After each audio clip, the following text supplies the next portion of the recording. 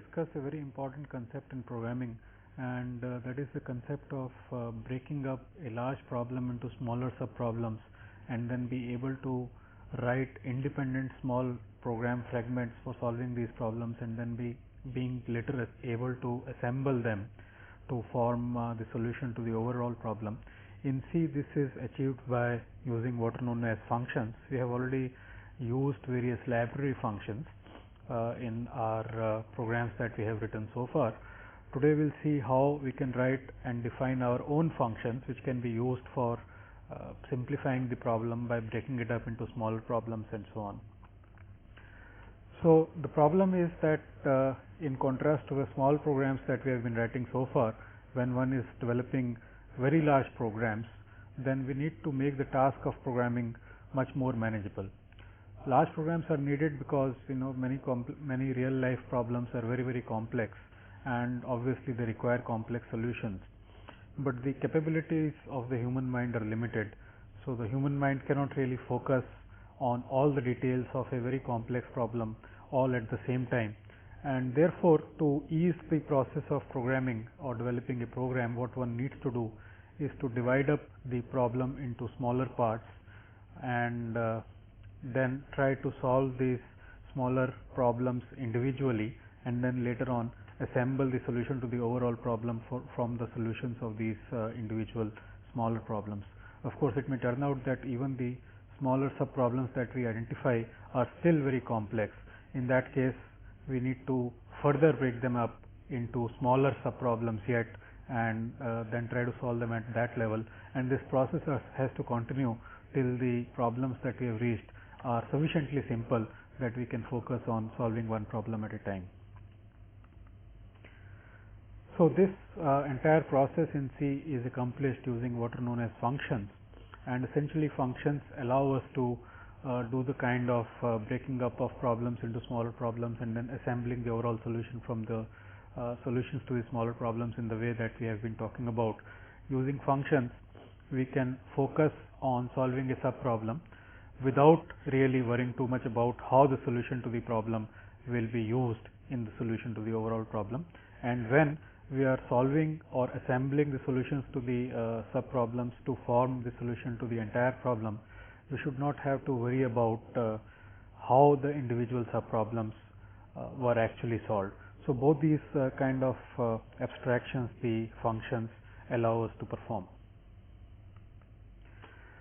So there are two, using this idea of breaking up the problem into smaller problems and so on, there are two major ways in which one can design solutions or programs for a given problem, and these are fairly intuitive in their nature. So let's look at one of them first. That's the bottom up design approach. So here essentially what you do is that given a problem, we identify the subproblems. So let's say we have identified these two subproblems, and then as I said, these subproblems may themselves be still quite complex. So we do this breaking up still further. So maybe we have divided both these subproblems into two subproblems each. And now supposing that the smallest problems that we have identified are small enough or simple enough that we can solve each of it in its entirety. We can think about each of these subproblems in its entirety. Then we start solving these problems bottom up. So we might solve this problem first and then this problem, and then using the solution to these subproblems, we might assemble the solution, so to speak, of the larger problem. And similarly, then we'll solve this problem and then assemble the solution to this problem. And having finally solved these two subproblems, we assemble the solution to the overall problem. So the solution, the problems are solved in the upward direction, while the identification is in the downwards direction. In contrast to that, one can think about a top-down approach, where the procedure is slightly different. So again, from the overall problem, we identify subproblems, and not just identify the subproblems, assume at a certain level that the subproblems have already been solved, and then assuming that the solution to the subproblem exists, try to solve the overall problem first. So here let's say we identify two subproblems, and without having solved these problems yet, at this level we assume that the sub-problems have already been solved and design a solution to this problem, assuming a solution for these smaller sub-problems. And then of course in the next step we need to solve both of these sub-problems. So if they are still complex enough, we again break them up into smaller parts, and now this sub-problem would be solved assuming that these two smaller sub-problems have already been solved, and so on and so forth. So that's the top-down approach. Let's now take a somewhat more complex program than the ones we have been looking at so far to illustrate the ideas that we have been talking about. So we'll use the top-down approach to solve this particular problem, which is actually still not very complex, but it will serve to illustrate the points that we are trying to make. So in this problem we are supposed to write a program that, given an input integer n which is greater than or equal to 1, the program is supposed to print all numbers I which are less than equal to n, such that I is equal to the sum of the factorials of its digits. Okay, so let's now take a simple example problem to illustrate the design approaches that we have been talking about. We'll use the top-down design approach in the solution to this problem. This problem is still not very complex, but it does have to illustrate the points that we have been trying to make, and it will also illustrate how we can define functions in our program and use them, and so on and so forth. So the problem is very simple. We are supposed to write a program which takes an input integer n as the input, and n is supposed to be more than equal to 1, and the program is required to print all integers I which are less than or equal to n, such that I is equal to the sum of the factorial of its digits. So for example, 145 is equal to 1 factorial plus 4 factorial plus 5 factorial. You can easily verify that 5 factorial is 120, 4 factorial is 24, and 1 factorial of course is 1. So 1 factorial plus 4 factorial plus 5 factorial is equal to 145. So the program is supposed to print all such numbers less than equal to n, and n is taken as an input. So let's use a top-down approach to solve this problem. And to do that, we need to first break up the problem and identify smaller or simpler sub-problems. So the sub-problem of this problem that we can immediately identify is, given an integer I, find the sum of factorials of its digits. Now in the top-down approach, instead of going and solving this sub-problem first, let us assume that the solution to this problem is already available to us.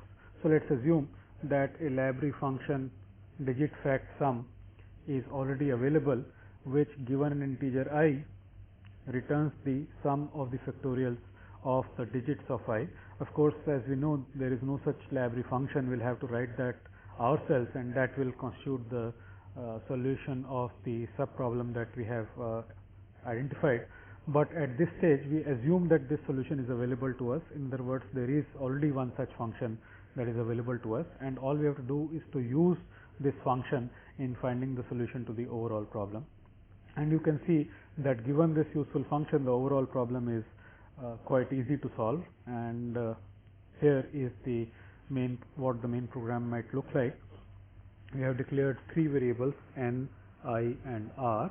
N will be the input integer that we will read, and I will be used to run a loop from 1 to n to check which numbers satisfy the given property. The variable r will use to hold the return value of scanf, which we discussed last time. If you recall, we said that scanf actually returns the number of items successfully assigned. So we should use this return value to check that whatever kind of input we were actually expecting, the user did actually give that kind of input. And so here is a familiar do while loop to read an input integer n, and we want to make sure that the input integer n is at least 1. So as long as n is less than equal to 0, we give the prompt to the user and then read the value of n, and r is the return value of scanf. So note that the value of r will be other than 1 if the input was not proper, that is something other than digits and the plus minus sign etc. was entered. So if r is not 1, that means the user did not give a proper input, and therefore we should ask him to give the input again. So therefore this while loop is running as long as r is not equal to 1, which implies that improper input was given by the user, or n is less than equal to 0, which means that some integer was entered but it was less than equal to 0, whereas we want a positive integer which is at least 1, and so therefore the user is prompted again. But that's the simpler part. This is the main part of the program. All we need to do is to run a loop from I equal to 1 to I equal to n, and for each I, if the sum of the factorials of the digits of I is equal to I, then we print that I. Note that we are assuming that this function digit fact sum I is already available to us, and we are simply using that function without worrying about how the sum of the factorials of the digits of this number I is being computed. Note also that the call to this function is exactly the same as we have been calling the library functions so far. We just have to give the name of the function, and within brackets we have to give the arguments for this function. Okay, so that's not the end of the program development, because the function digit fact sum is not there in the library, so we have to write that ourselves, and that's the next step in the development of the program. So how do we solve the problem of finding the sum of the factorials of the digits of a given number? Well, you can immediately see that it has a simpler subproblem, and that is the finding out the factorial of a given number I. So suppose we have the solution to this problem again in the form of a function which given an I finds I factorial. So let's assume a factorial I function exists, which for a given value of I returns I factorial, and given this function, finding out the sum of the factorials of the digits is quite straightforward. So this is what the code for that doing that might look like.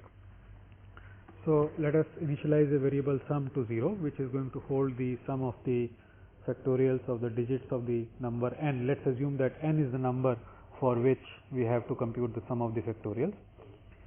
So what we are doing here is that as long as the number is greater than 0, we find the least significant digit of n, and that is easily obtained by taking the remainder after dividing n by 10, and that is given by the expression n%n. So this n%n represents the last digit or the least significant digit of the number n, and so we take the factorial of that. Note that we are assuming that this factorial function already exists, and whatever is the answer, we add that to sum, and after that we divide n by 10. And remember, this is integer division because n is an integer and 10 is also an integer. So what this will do is that n will become the same number as previously, except that the last digit will get removed. So for example, if n was 527, then in the first iteration n%10 would be 7, and we'll add 7 factorial to sum, and then n will become n by 10, which is 52. So in the next iteration, 2 factorial will be computed and added to sum, and n will become 5. In the next iteration, 5 factorial will be added to sum, and n will become 5 by 0, which is equal to 0. So, and when that happens, this loop will terminate, because this will run as long as n is greater than 0, and n has become 0 as a matter of fact. So, writing the code is simple enough, and it requires only the knowledge of principles that we have already seen. But now what we need to do next is to wrap this code up and make it into a function. So to do that, we need to add some more stuff to this already existing code. So this particular thing says that this is a function that we are defining. This is the function header, as it is called, and this has 3 components. The first component is the name of the function, which is digit fact sum.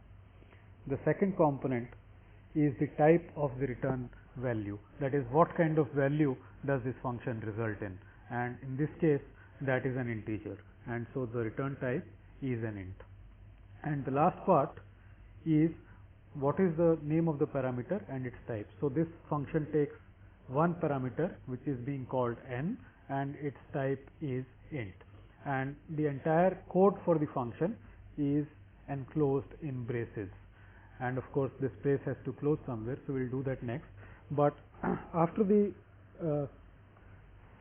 sum has been computed, we need to somehow say that this sum that we have computed is in fact the result of evaluating this function, or in other words, this is the return value of this function. So for doing that, we need to add a return statement. This is a return statement, and this has two functions. First is that the expression that is given along with the return statement, in this case which is simply the variable sum, the value of this expression is the return value or the result of evaluating this function. So in this case we have computed the result in the variable sum, and so we are saying that the result to be returned to the caller, whichever function has called this function, the result that this function will get will be the value of the variable sum. That's what we are saying here. And the other thing that return statement does is that whenever the return statement is executed, the function immediately terminates. The execution of this function immediately terminates, and control goes to wherever the function was called from. We'll look at that in more detail with the help of some examples in a later slide. And finally, this variable sum, which we have declared within the definition of this function, is called a local variable of the function that we just defined, which is digit fact sum. Okay, so having written the digit fact sum function, we need to now write the factorial function. This is a fairly simple function that we already know about, and using what we have learnt now, this is what the definition of the factorial function will look like. This code is very familiar to you from the computation of the factorial, which we have been taking as an example in numerous programs. So this loop essentially multiplies numbers from 2 up to n.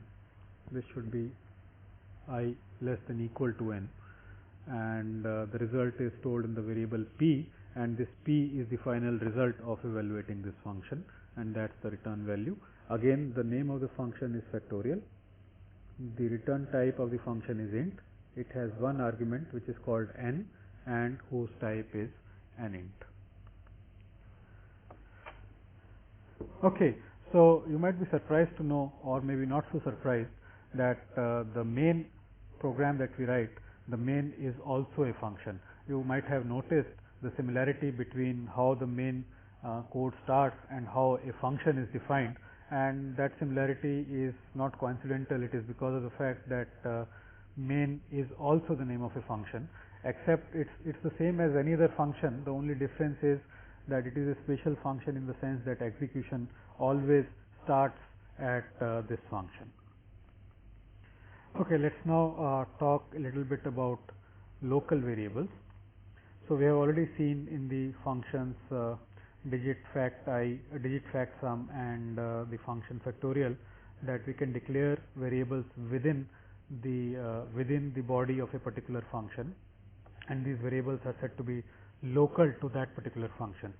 So what local means is that a function declared within a particular function is not visible outside this function. That is known as the scope of the function, which we'll talk about in more detail in the next lecture. And the second important point about a local variable is that this variable has existence only while this particular function of which this is a local variable is executing. So while this function is not executing, nobody has called this function, and this variable does not exist at all. There is no space allocated for this variable in the memory of the machine. So this idea is called the lifetime of a variable. We'll talk about lifetimes of variables also in the next lecture. What is important to note is that it is possible that two functions have local variables which have the same name.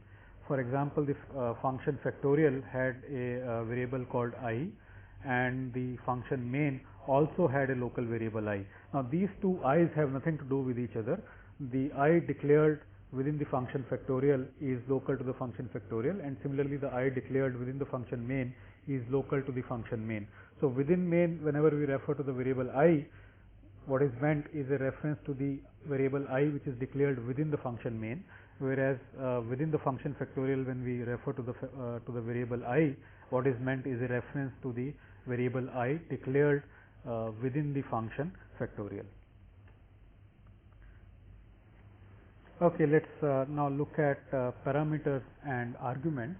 So we saw that when we declare a function, we have to declare what its parameters are. We have seen so far only functions with one parameter, but in general a function may have more than one parameter. Each of those parameters in the function definition has to be given a name. For example, in the factorial function the parameter was called n and it has to be given a type. In the case of the factorial function, that was the type was int. When we call a function, at that time an actual argument for that function has to be supplied. We will talk about the relationship between parameters and arguments shortly. But the important point to understand at this point in time is that a parameter declared for a function can be used pretty much like a local variable of that function. It behaves like a local variable. In fact, in terms of both scope and lifetime, it is similar to local variables. What that means is that this variable is not visible outside this function and comes into existence only when that function gets called. So for example, in the program that we just developed, the factorial function had a parameter called n and the main function had a local variable called n. Now these two n's are again completely independent of each other and have nothing to do with each other. Okay, let's now try to understand what happens when a function is called. So when a function is called, some parameters are supplied, some arguments are supplied for that function. So the arguments are supplied for each parameter that the function has. If the function has 2 parameters, then there must be 2 arguments. If it has 3 parameters, then there must be 3 arguments. What happens first is that these arguments are evaluated. These arguments have to be expressions, and the evaluation of these expressions results in some value. And then for the function which is being called, the compiler creates space in memory for the local variables and parameters of this function. And next step is that the parameters, the space that has been created for the parameters of this function, those parameters are initialized or they are given values which are equal to the values of the corresponding argument expressions. So we will see that as an example. And the important point to note is that the value that the parameter gets is a copy of the value of the corresponding argument. Okay, so let's try to understand what is happening when a function is being called and some arguments are being passed to it with the help of an example. I have scribbled here the definitions of the digit fact sum and the main function that we just wrote. So let's focus on this call from the main function to the digit fact sum function. So while the main function is executing, the variables, the local variables of main are in existence.